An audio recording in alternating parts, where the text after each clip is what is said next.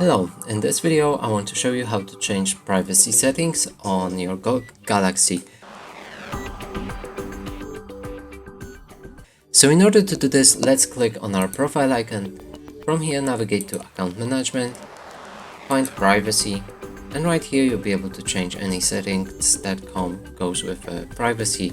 So for example, you can change allow chat messages from, and here you can pick nobody, friends only, and everyone. You can enable or disable your profile view.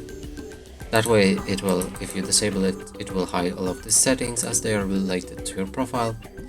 Your profile page, including activity and active friends, can be seen by all Gog users, only your friends, all visitors, or only you.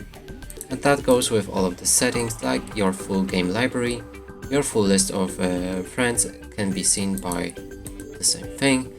And your visibility, now public, now hidden. There's also a wish list which can be accessed by, and you can pick who.